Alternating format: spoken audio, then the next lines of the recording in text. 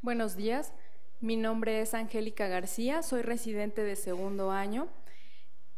El título de la sesión bibliográfica de hoy es Diferencia en los niveles de citocinas inflamatorias y BDNF entre los trastornos del espectro bipolar.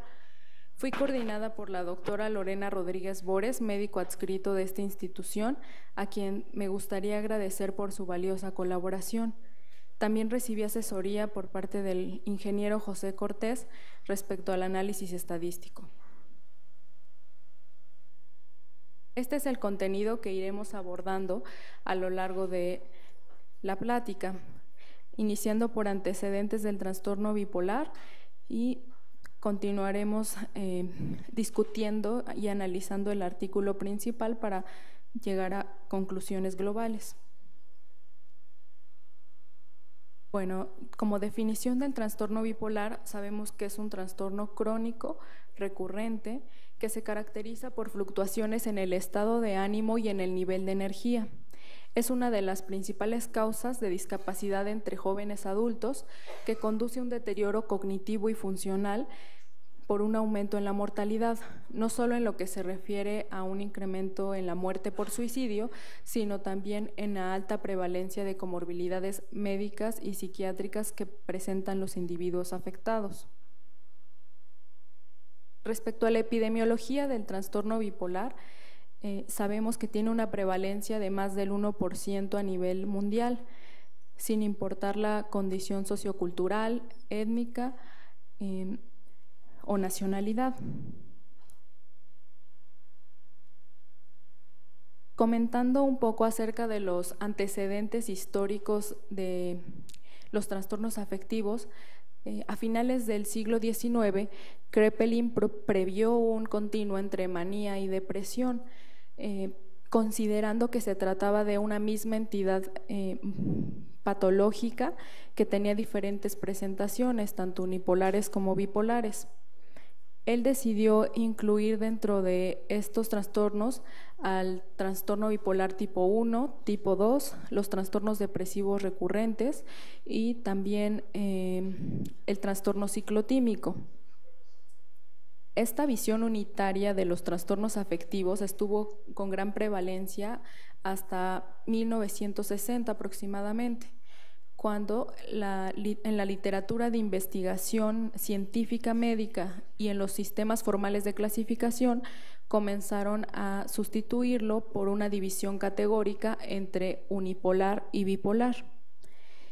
Sin embargo, existieron ciertos investigadores clínicos quienes consideraban que los pacientes se encontraban entre ambas categorías presentando sintomatología unipolar y bipolar. Distintos de ellos comenzaron a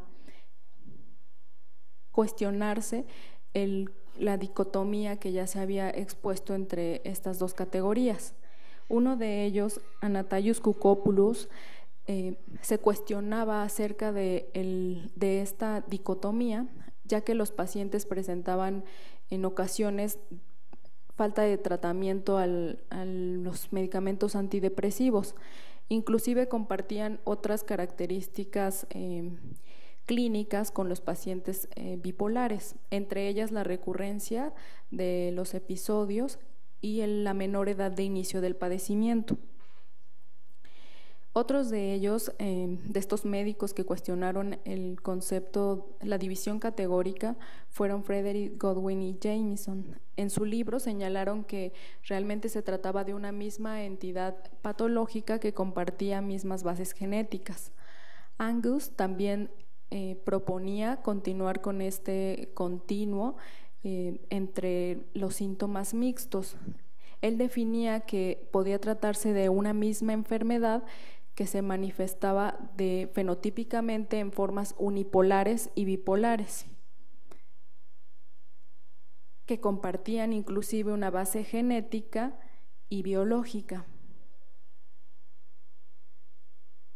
Sin embargo, tal vez el más representativo de ellos, Aquiscal, mencionaba y propone el concepto de espectro bipolar. Él no solo incluyó presentaciones depresivas atípicas y variantes del temperamento, sino que propuso una clasificación distinta en la cual, además de incluir al trastorno bipolar tipo 1 y 2 clásicos, incluía otras categorías que simbolizaban los trastornos bipolares especificados. Entre ellos, los que más relevancia podríamos mencionar serían aquellos que son inducidos por antidepresivos, por sustancias o alcohol, y aquellos que presentan síntomas de episodios depresivos o hipomaníacos que no cumplen por los criterios de tiempo o por los mismos criterios médicos. Gaemi propuso otra probable forma para organizar a estos pacientes con trastornos del espectro bipolar. Mencionaba 4 criterios a través de los cuales se debía de realizar el diagnóstico. Los 2 primeros eran necesarios, pero respecto al C y al D había ciertas especificaciones. Podían cumplir con algún criterio C y tenían que tener forzosamente 2 del criterio D, o si presentaban 2 del criterio C, podían cumplir solo con 1 D. En caso de que no tuvieran ningún criterio C, podían tener 6 de los 9 criterios D. Respecto a la clasificación actual empleada en el DSM-5, hubo una adición a los trastornos bipolares específicos. Entre ellos, estos serían los más relevantes: los episodios hipomaníacos o depresivos que no cuentan con síntomas o tiempo de duración suficientes para ser clasificados como tal, y los episodios hipomaníacos que no cuentan con ningún episodio depresivo. También incluye el trastorno ciclotímico que no cumple con el tiempo necesario.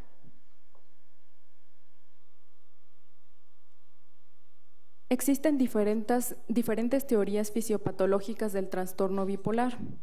Ya no se considera que se trate de una enfermedad puramente incluida en el sistema nervioso central, sino que se trata de una enfermedad sistémica que tiene manifestaciones de la misma manera. Las hipótesis que actualmente se contemplan es a través del sistema inmunológico, neuroendocrino, por alteración en los factores neurotróficos, junto con alteraciones epigenéticas, principalmente considerando la inflamación y la respuesta inmune innata y adquirida. Es por eso que vamos a hablar acerca de las citocinas.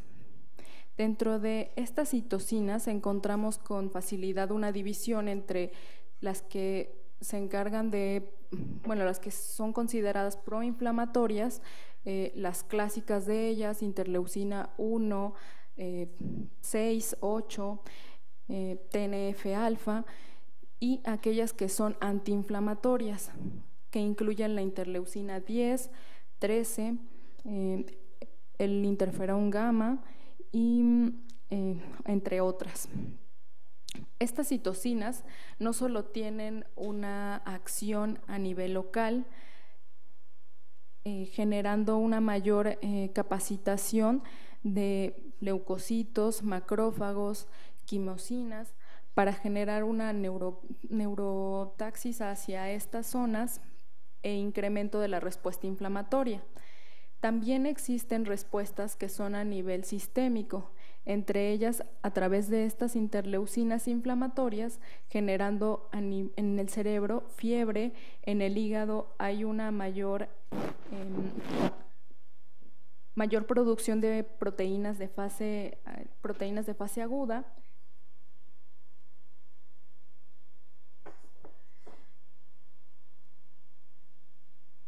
mientras que en médula ósea generan una mayor capacitación y producción de leucocitos y neutrófilos. Esto va a generar una amplificación de la cascada inflamatoria con mayor respuesta tanto celular como humoral. ¿Por qué son relevantes las citocinas? Estas citocinas no solo afectan directamente al incremento de la respuesta inflamatoria, sino que también llegan a afectar la actividad enzimática, y en particular nos interesan una enzima que es la encargada del catabolismo del triptofano. El triptofano tiene dos vías de metabolismo, una a través de la serotonina y otra de la quinurenina. Nos vamos a concentrar en la quinurenina. A pesar de que tiene distintos componentes, distintos productos de su degradación, los más importantes de ellos van a ser estos tres: la quinurenina, el ácido quinurénico y la 3-hidroxiquinurenina.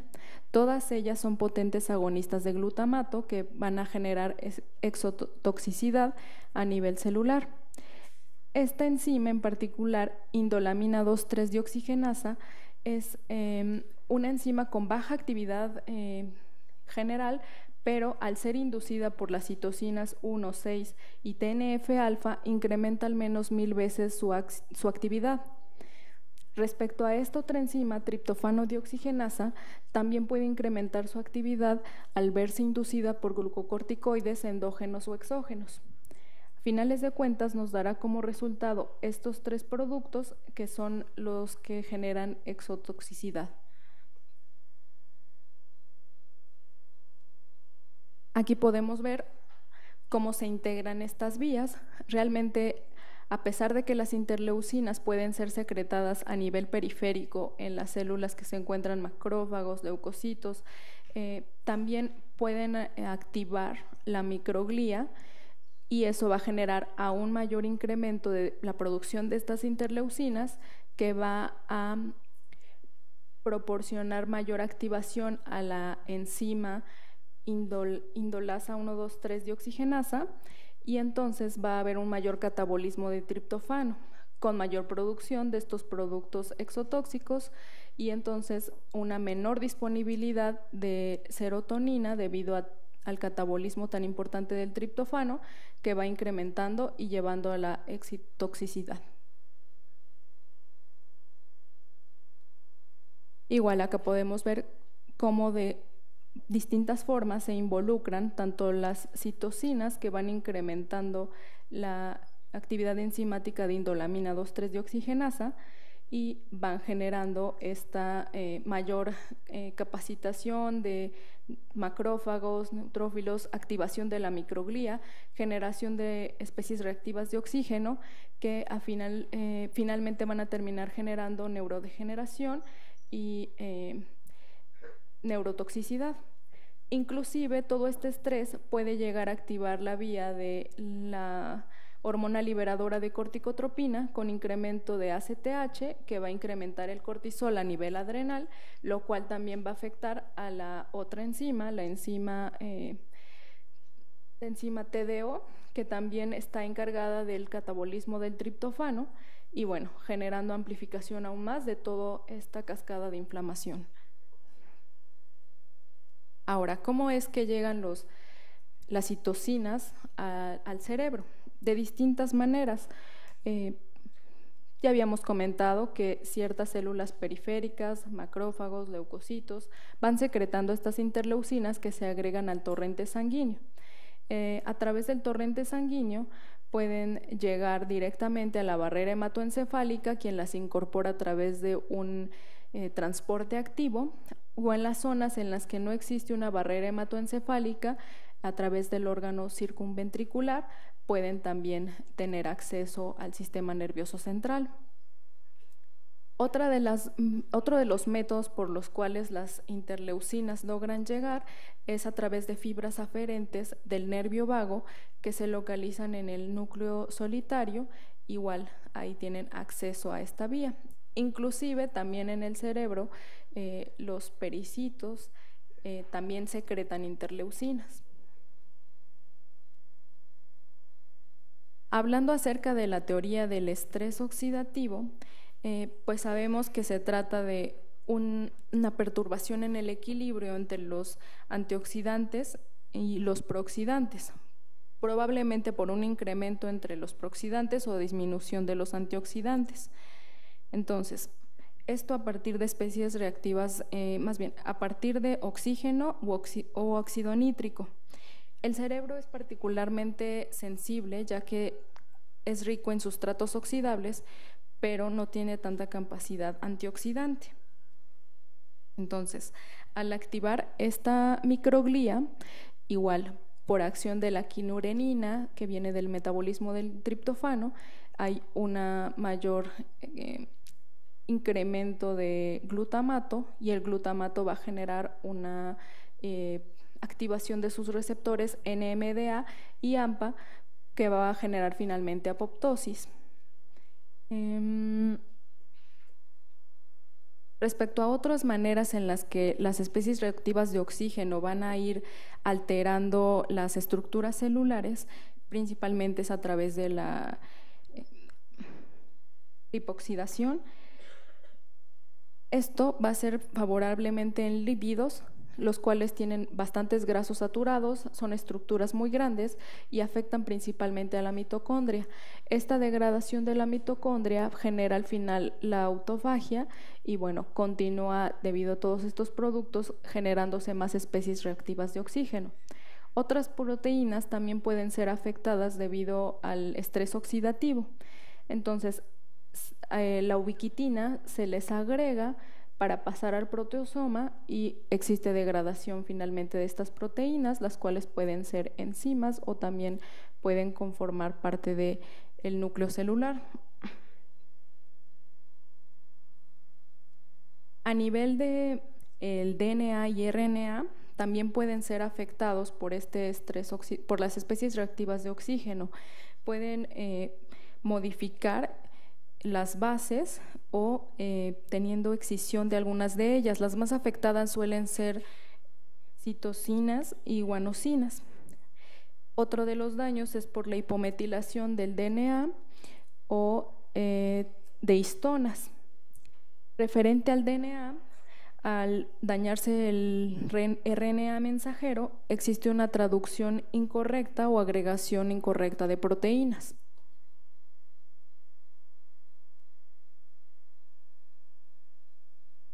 Acá para explicar un poquito más en lo referente al glutamato por activación del estrés oxidativo que va a generar incremento del glutamato en el espacio intersináptico, provocando un mayor incremento del calcio intracelular con una degeneración de endolipasas, proteasas, fosfolipasas que igual terminan dañando la estructura celular. Respecto al BDNF, al activarse la microglía, genera una disminución en la producción de este factor neurotrófico. También llega a afectar el factor neurotrófico derivado de la glía y bueno, estas disminuciones generan una deficiente reparación neuronal, neurotoxicidad, remodelación entre las conexiones sinápticas y un ambiente proinflamatorio que va continuándose. Además de esto, el BDNF tiene receptores para agregarse a P75, activando una cascada apoptótica.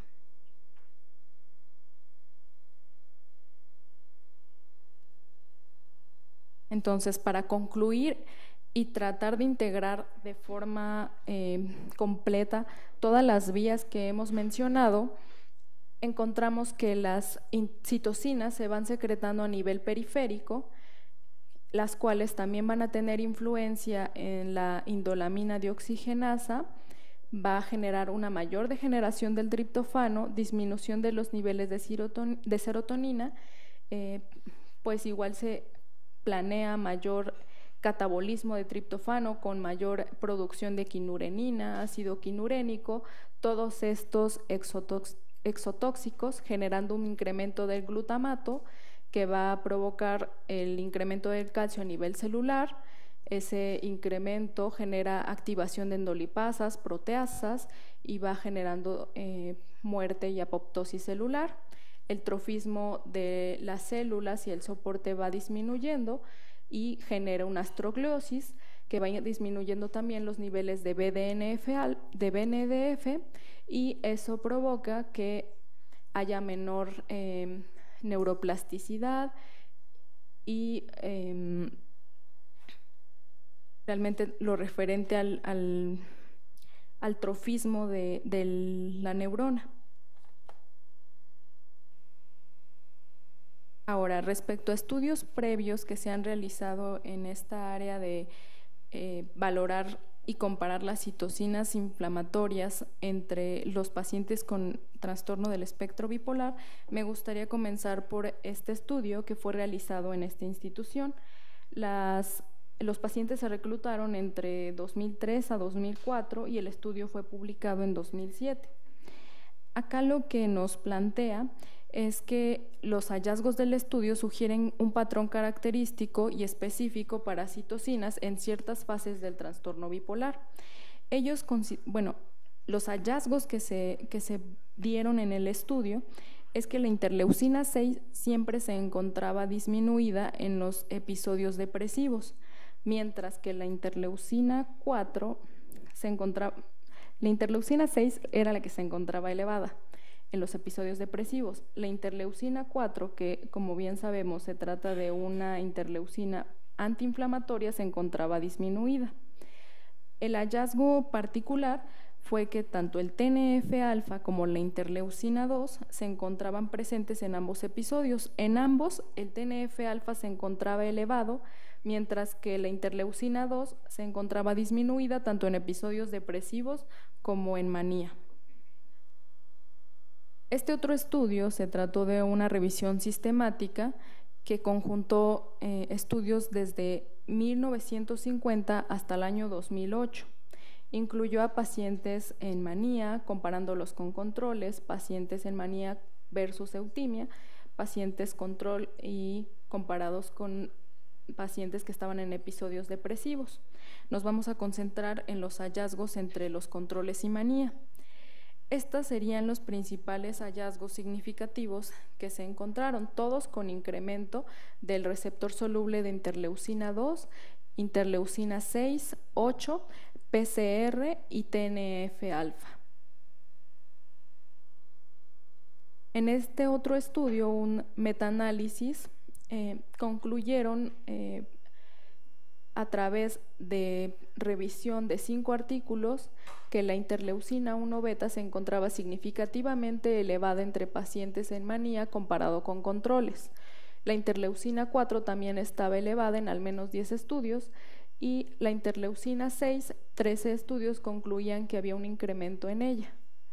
9 estudios concluían que había un incremento de la interleucina 10. Mientras que para el TNF-alfa existía evidencia en 14 estudios de un incremento en episodio de manía. El receptor soluble de interleucina 2 e interleucina 6 también fue comprobado elevado en 9 y 7 estudios respectivamente.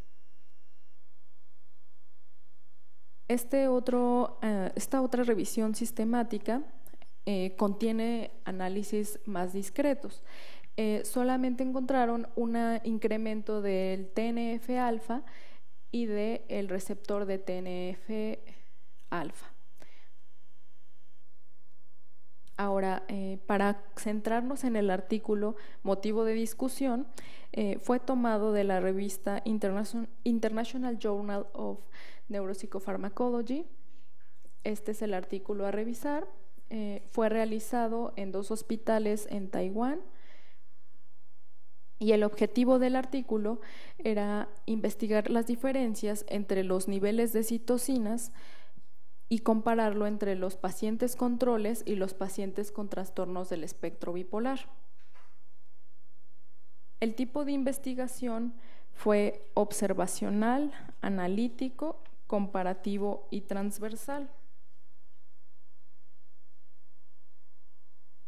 El grupo que conformó a los pacientes fueron pacientes con trastorno bipolar tipo 1, 234 personas, 49.1 de ellos eran hombres. En el trastorno tipo 2, 260 pacientes, un 51.9% se trataba del género masculino, y en el trastorno bipolar especificado, 243 personas con un porcentaje de 41.2 hombres. El grupo control fue integrado por 140 personas sanas, y en este fue el único en donde hubo una significancia mayor para los pacientes masculinos. Fueron recabadas muestras de sangre, 20 mililitros, para hacer la valoración a través de un sistema de ELISA con este kit Flexia Biosource Camarillo, a través del cual midieron las interleucinas de interés. El análisis estadístico fue descriptivo. Utilizaron chi cuadrada de Pearson para variables categóricas y la variable prueba exacta de Fisher cuando fue conveniente. El ANOVA se utilizó para comparar grupos independientes, y mientras que el análisis multivariado de Mankova fue utilizado para comparar los niveles de citocinas y BDNF entre los grupos. El modelo de regresión lineal correlacionó las citocinas y el BDNF entre los grupos y los factores asociados. Los factores a controlar se trataban de edad, sexo, duración de la enfermedad, severidad de la enfermedad, y me parece que nada más. Cierto, y las comorbilidades asociadas.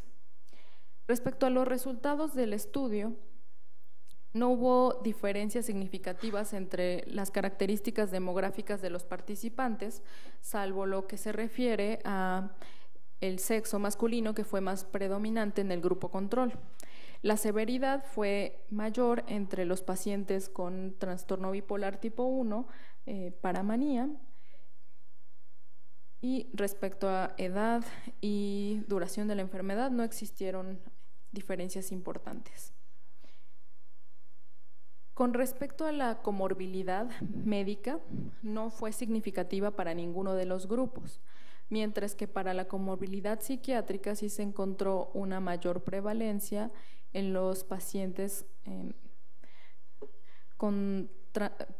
entre los pacientes con trastornos de ansiedad. Los que mayores índices tenían eran el trastorno bipolar tipo 2 y el trastorno bipolar específico. Respecto al consumo de sustancias, los pacientes con trastorno bipolar tipo 1 tenían una mayor prevalencia, y en tabaquismo fue la más popular entre ellas. Llama la atención que ninguno presentaba ningún trastorno de personalidad en el grupo de trastorno bipolar tipo 2, mientras que en el resto de los grupos presentaba una prevalencia discreta.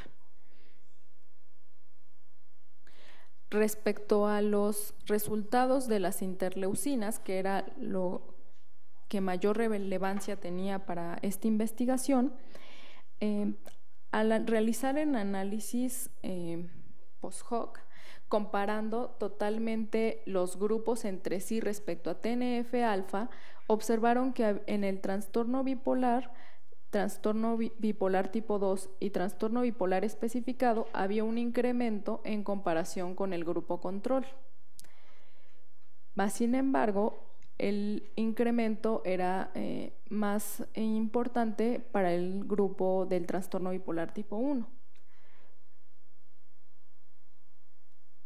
Respecto al factor transformante beta 1, existía un incremento entre el grupo de trastorno bipolar tipo 1 versus el control, pero el grupo con trastorno bipolar tipo 2 y trastorno bipolar especificado presentaban una similitud entre ambos, desde luego que eran mayores a las cifras obtenidas por el grupo control. Mientras que para la interleucina 8 hubo un incremento importante de la interleucina en el grupo de TB1 mientras que el grupo de trastorno bipolar tipo 2 y trastorno bipolar específico eran realmente muy similares. Aquí parece una diferencia muy importante entre ellos, pero aquí solamente se está considerando la edad y sexo, no se están considerando otras variables. En lo referente a la proteína C reactiva, no existieron diferencias significativas para ninguno de los grupos, mientras que para el BDNF, que también simbolizaba un objetivo importante de localizar diferencias entre los grupos, tampoco existieron diferencias significativas. Acá se puede observar con mayor facilidad que al incluir ya otras variables, entre ellas la duración de enfermedad, la severidad, la comorbilidad, la edad y sexo, que ya estaban incluidas en la otra gráfica, ahí se ve cómo claramente ya la diferencia no es tan importante entre ninguno de los grupos. Respecto a las fortalezas del estudio, es importante comparar los niveles de las citocinas entre pacientes control y pacientes con trastornos del espectro bipolar. Aquí ya están incluyendo esta hipomanía de breve duración que previamente no se había tomado en cuenta en otros estudios, en donde solo se tomaba en cuenta los pacientes controles y con manía o hipomanía. El estudio ya está empleando criterios diagnósticos actuales con base en el DSM-5, incluyendo esta población que había quedado olvidada. Este estudio en particular tiene población asiática que había sido poco estudiada previamente. Los estudios habían sido en pacientes caucásicos o en pacientes mestizos. El que se realizó en esta institución fue de pacientes mestizos, lo que nos otorga pautas para posteriormente realizar comparaciones entre estas poblaciones que son distintas entre sí. El artículo también presenta limitaciones importantes, ya que los niveles de TNF-alfa y factor de crecimiento transformante beta son sensibles a muchos factores confusores que no fueron considerados al realizar el estudio, entre ellos los medicamentos que se emplean, el índice de masa corporal, las remisiones o incidencias del padecimiento, comorbilidades médicas, que a pesar de que sí las mencionan, el tabaquismo es uno muy importante y los pacientes fueron incluidos, y bueno, tampoco toma en cuenta la fase clínica en la cual se encontraban los pacientes. No nos menciona si se trataba de un episodio depresivo, un episodio de manía. Entonces esa sería otra limitación muy relevante. Otro punto importante es que solo incluyeron a los pacientes con hipomanía de corta duración y no se incluyó a estos otros dos que están considerados dentro de los trastornos bipolares específicos: el trastorno con hipomanía sin episodios depresivos y el trastorno ciclotímico que no cumple por tiempo de duración. Tampoco existe una comparación entre pacientes con trastorno bipolar y trastorno depresivo. Ahora, respecto a las conclusiones, sabemos que los sistemas de diagnóstico actuales fallan al intentar definir o identificar estos cambios fisiopatológicos breves, estas modificaciones que en ocasiones clínicamente no son tan relevantes, pero que pueden ser el indicio de un trastorno del espectro bipolar. Por lo tanto, estos estudios epidemiológicos que van comparando las similitudes y las similitudes biológicas entre ellos nos podrían ayudar a localizar estos síndromes que, si bien en este momento no están bien identificados, pudieran ser el inicio de un padecimiento así. Ahora, también se ha propuesto el empleo de estos marcadores, de estos biomarcadores, para que representen las características fisiopatológicas del trastorno.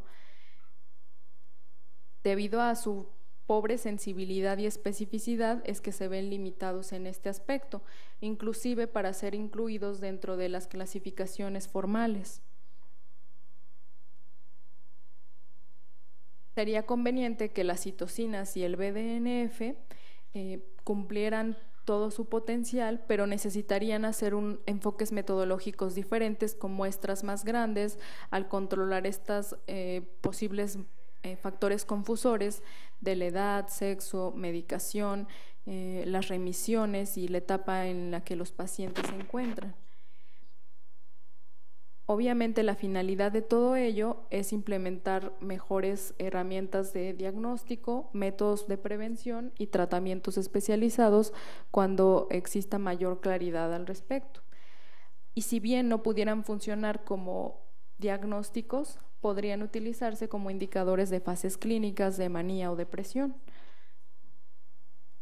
Me gustaría concluir con esta reflexión de Tesla. La historia de las ciencias nos demuestra que las teorías son perecederas.